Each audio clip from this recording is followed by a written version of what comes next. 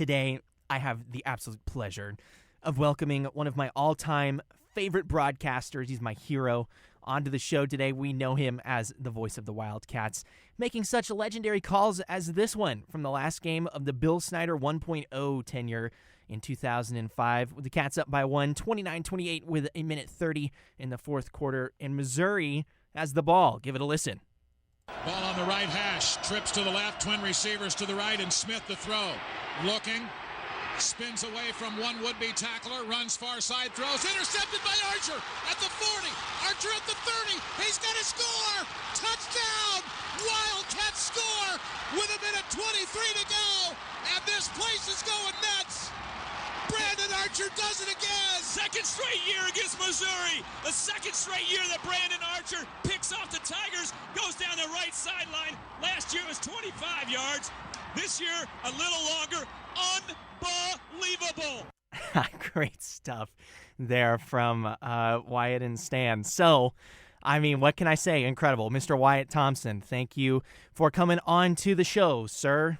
It is absolutely my pleasure. It is great to meet you. It's great to be on with you. I'm excited for the new season. So let's talk here. It's gonna be awesome. Have you ever been on Wildcat 91.9 before? I think I was a few years ago, but it's been a little while. Yeah. So Colin Settle ring any bells? Yeah, to you? for sure. Okay. Yeah, I've corresponded back and forth with him, and sure. There have been others certainly, but it's good to be back, and I'm thrilled that K-State has this type of program for young people like yourself. And many others, before you. Yeah. And that's a great thing because for sure. Our industry is awesome, and you know that. It is awesome. It is awesome. In fact, I did my undergrad in music here at Kansas State, so it's kind of like I did this about face to go into broadcasting, and it's been a great decision. Haven't looked back. So I want to talk about the first 3 games of the season. We're talking about the non-conference game. We've got September 3rd against South Dakota. We've got September 10th against Missouri and September 17th against Tulane. What are you feeling so far for the preseason games? Because from what I've been observing from the practices, through everything that Coach Kleiman has said about Colin Klein, I think one of the keys for this season, specifically the non-conference games, is to come out using Colin Klein's brand new offense and to hit some of these littler teams as hard as possible. I think that is pretty accurate. Let's start with the K-State side of it and with Colin, because I think that's really important. I think if you go back to what he did in the 30 days prior to the Texas Bowl and got K-State offensively ready to play in that game, and we saw them play really at lots of different paces. We saw lots of different formations, speeds, whatever you want to say. I think that will carry over into 2022 here. And there's no more Skylar Thompson, which certainly will be a change because he had been here a long time. For sure. One of the all-time really great players in terms of longevity, wins, success, all of that kind of stuff. But then you plug in Adrian Martinez and you feel pretty good, right? So I think you start with a young man who's played, 50-ish games at the major college level at Nebraska. You put that together with Colin. You put that together with guys like, I don't want to start naming names other than I do want to get, I believe, one of the best coaches that nobody talks about very often, and that's our offensive line coach, Connor Riley. I think he does a great job. I think that's going to be one of the strengths of the team. And then probably Brian Anderson, our running backs coach. And the fact that you have Adrian Martinez and you have Deuce Vaughn and some of those other weapons offensively with Phillip Brooks and guys like that, Malik Knowles, I think it's all about K-State in those first 3 games and what can they be offensively. Yeah. I think we all think, honestly, Kolby, that they're going to be good defensively or better, at least in terms of potential. So now let's get into those teams and what they are. I think, in all honesty, let's cut to the chase here and be honest. Let's do it. I think everybody is most looking forward to Mizzou. Yeah. On many levels. I agree. Including me. Yeah. And part of that is because I miss playing those guys on a regular basis since they left the league. They, of course, were a longtime member of the Big 8 and then the Big 12 and what have you. I think it's really fun that we're going to play them in a home and home. Yeah. I think, having SEC talent, they'll be a real challenging team. I think the real question for them is the quarterback scenario. I don't really know who their guy's going to be. They're excited about 3 or 4 of their kids, but with SEC talent and just kind of knowing, these two teams played for a lot of years, there's a bunch of excitement and a bunch of intrigue there, and it's week 2, which will be great. Right. The other two are a little more interesting in different ways. I think with South Dakota, they're very, very, very well coached with Bob Nielsen. Yeah. Does a great job and has for a long, long time. They're an FCS school, so a lot of people probably will not. I'm not picking on anyone, but they don't necessarily have the same respect for programs like that. Yeah, when they should. And I don't mean necessarily K-Staters because we all know with Coach Kleiman what happened a few years ago when North Dakota State came in here. Yeah. You better respect those guys because they're going to come in and play, and they've got a quarterback back with a lot of experience and those kind of things. They'll play hard and they'll play tough. They won't be as big and as strong and as fast as K-State, but they'll frankly be a very representative team. Well, and to give some context for that, the last time K-State is 2-0 in the series, and the last time they met was September 1st of 2018, and the Cats barely escaped by 3 points, 27-24. So you can't sleep on these guys. No, you can't. They're too solid. They're too well coached. And they do have quite a few people back from a pretty good squad from a year ago. And your numbers are impressive. Just knowing that is good information for not only you and I talking and the people listening, but for K-State Nation. Don't take this team for granted. Anything can happen on opening weekend. Of course. It's just what it is. Yeah. The coaches picked K-State 5th in the Big 12 preseason media poll or in the preseason coaches poll. I don't know if you think that's where they belong or they should be a little higher or a little lower. I think they should be a little bit higher. I do too. I think we all do. Yeah. But the point of the story is that in all reality, it's week 1 with a new quarterback, even though he has a ton of experience, with a first-time, full-time offensive coordinator in Colin Klein like we talked about. So there will be question marks, and there's question marks for K-State on the defensive side too. I mean, they've got to replace some guys. Yeah. It might not be that much in the front line or even in the middle with the linebackers, but in that secondary, they have to replace some guys that were really highly skilled, played a lot of good football here, whether it's, Reggie Stubblefield, a guy like that who was awesome last year. For sure. Rush Yeast, who ended up, making the next level. Yeah. You can just go on and on. So some of those guys are going to have to be replaced and immediately. So there's a challenge there with that. And then I guess to maybe just talk briefly about Tulane. The one thing that stays with me is what they did last year in Norman. Yes. I don't know how sure. serious Oklahoma took them.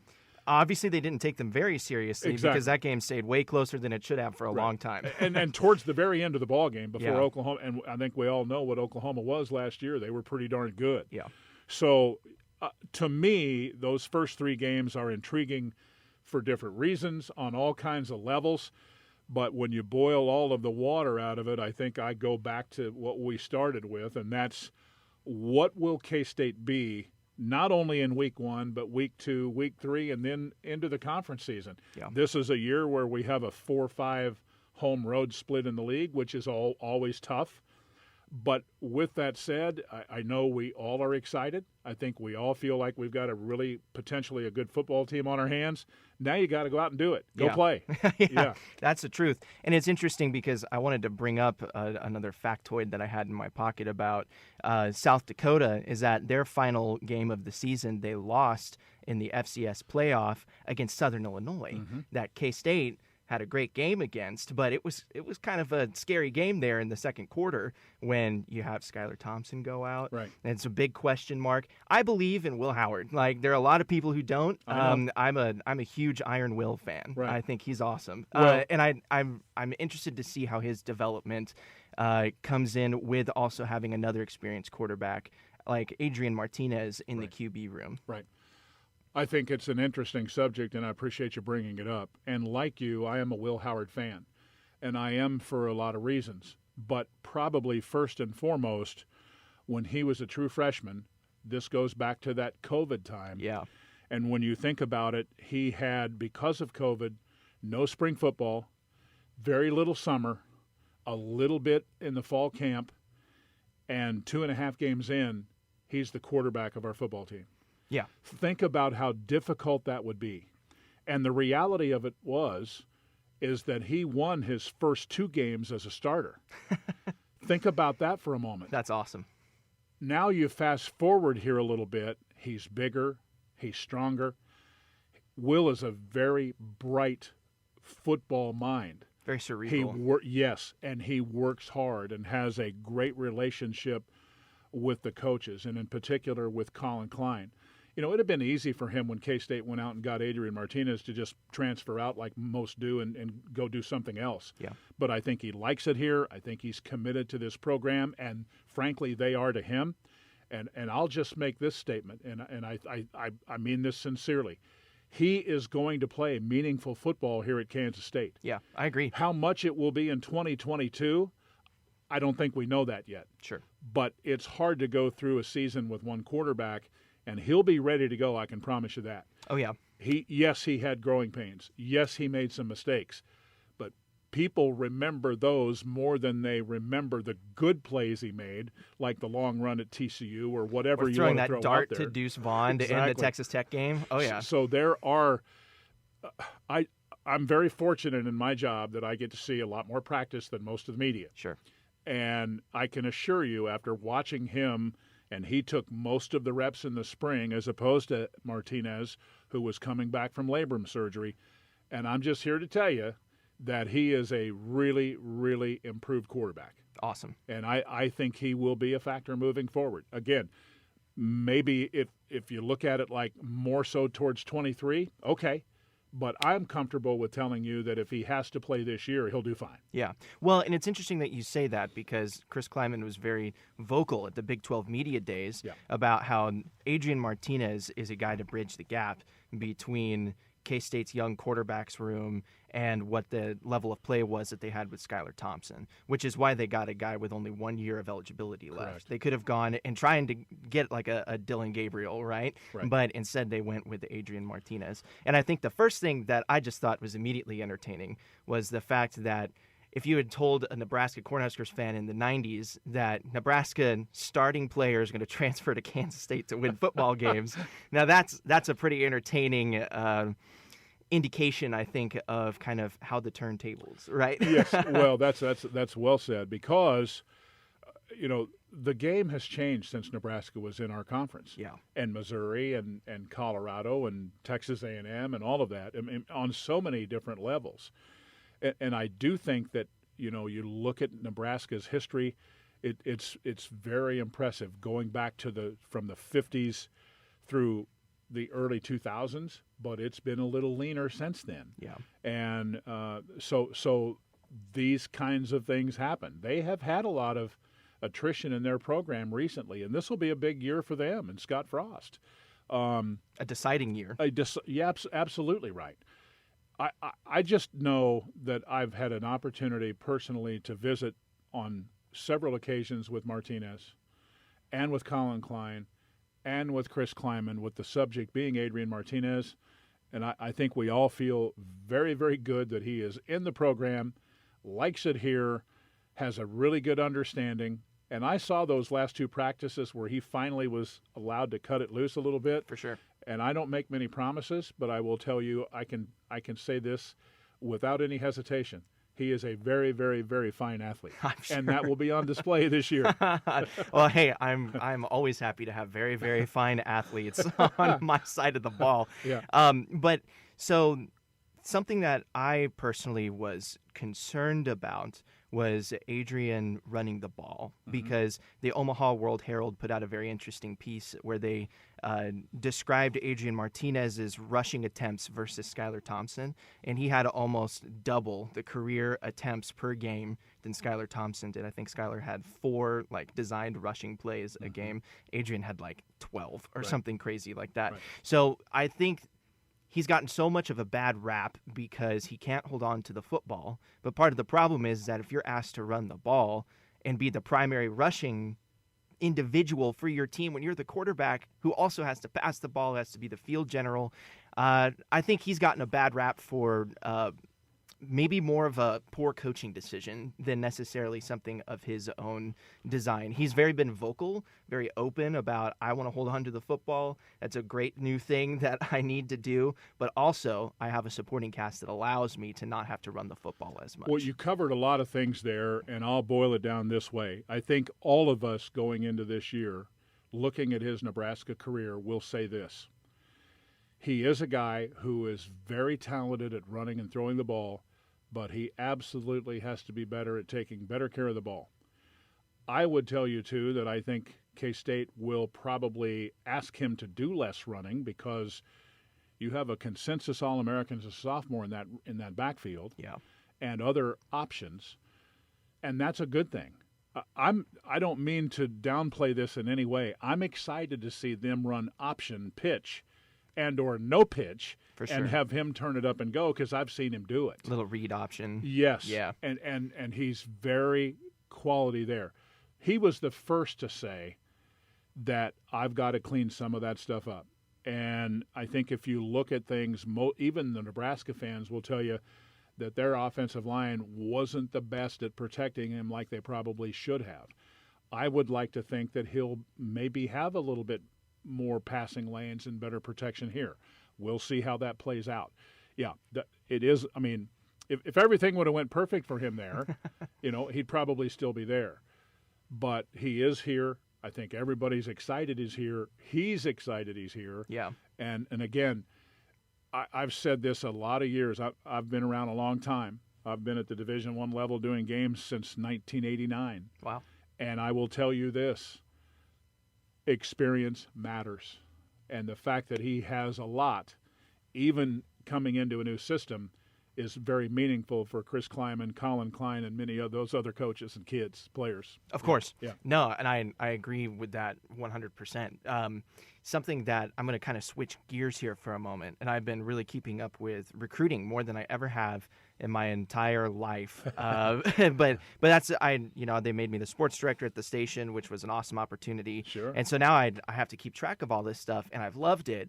But then there's also, I wanted to get your opinion on Dylan Edwards decommitting this weekend from Kansas State after taking a whirlwind trip up to South Bend. They essentially invited him up, offered him. Now he picked up an offer today from Oregon. I've seen some folks in social media that are like, K-State still has a shot. I don't think they still have a shot. But I'm very interested to see what your opinion is, or to hear, rather. Well, I have to be careful because I can't say a whole lot about him specifically. Very great. No, that's fine. But I will say this, and we touched on this a moment ago, in terms of things are different now in college athletics than they have ever been before. Yeah. I think this is not an isolated case.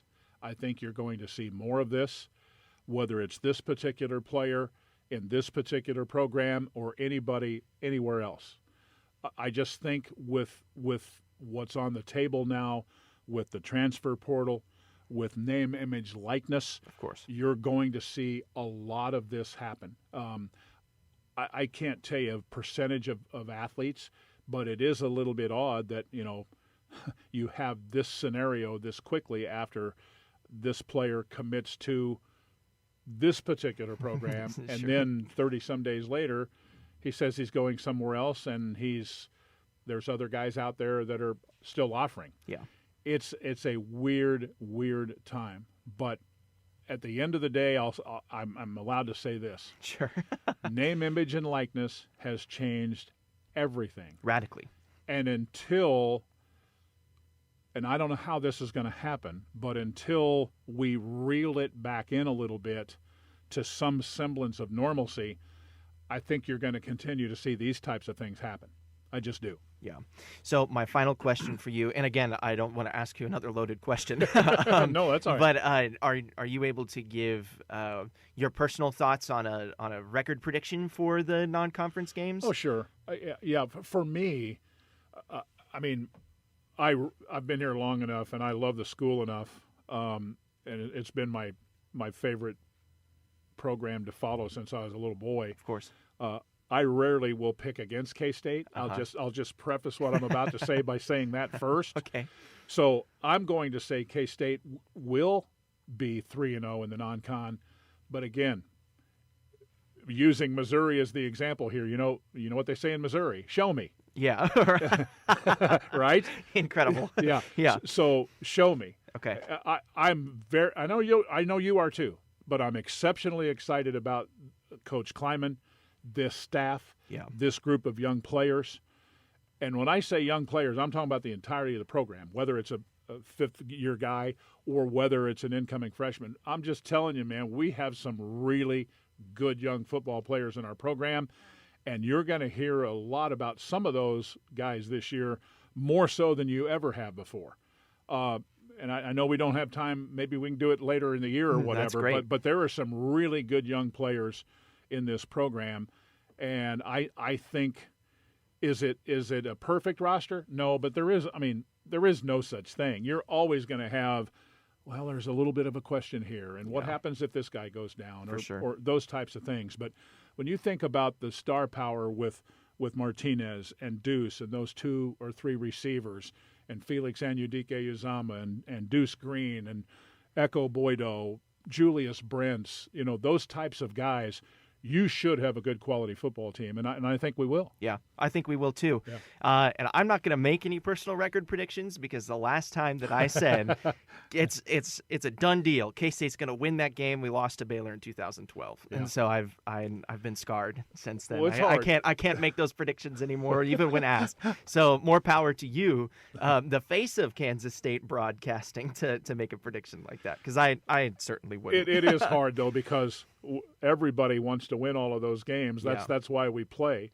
And our former athletic director, Tim Weiser, said these games are important. That's why they put those great big scoreboards in these places, right? Yeah. But with all of that said, again, you can't mask the excitement and the potential of this team. I hope they're 3-0. I'd love to be 3-0 going to Norman. Regardless of what happens there, I will say this in terms of K-State and the league this year. Okay. I believe the conference is as wide open as it has been since I've been covering the conference. That's awesome. Yes, you can talk about Baylor. You can talk about Oklahoma. You can talk about Oklahoma State. But at the end of the day, you could also throw Kansas State and several others in there, and there's not a ton of difference between them. Yeah. There's just not. I've said for the entire summer that I think at this point it's disrespectful to say that Kansas State is a dark horse, because I think they have just as great a shot as anybody sure they do. To be winning this league this year. Yeah. And I've been watching a lot of K-State football over the years too, and there are a few seasons that I've really felt so confident about going into. So that either means that we're going to reap great rewards or be met with incredible sorrow. Well, it's an interesting subject too, because over the years, I think all K-Staters, and I'm not talking about guys like you and me, but I'm talking about just generally the fan base. Sure. Most of them will say to you, we do better when we're picked lower. Yes. Right? Yes. Excuse me. So I'm kind of looking at that as, okay, coach's pick is 5th, I'm good with it. Yeah. Kind of be a little tiny bit under the radar. It's better than how they've picked us before, right. But it's still disrespectful. Right. So it's like... But we have every opportunity. K-State has every opportunity. I keep saying we, and because I feel like I've been there long enough. You're definitely a part of the program. But it is, they do have a really good opportunity to be much better than that. And I think they're going to have a good season. I think they're going to have a good bowl season. Yeah. If knock on wood, if everybody stays healthy and things kind of fly the way you hope, this could be a very special 2022. That's the key, isn't it? Yeah. Well, hey, Wyatt, thank you for coming on to training camp. It's been an absolute blast to get to talk to you, and I look forward to further collaborations that we can do together. Sounds like a winner. I enjoyed every second of it. Thank you, sir. You bet. What's going on, YouTube? This is Kolby Van Camp here, the host of Training Camp on Kansas State University student radio station Wildcat 91.9 FM. If you like the content that I've been putting out, be sure to hit the like button, smash subscribe, and ring the heck out of that bell so that you never miss another one of my shows again.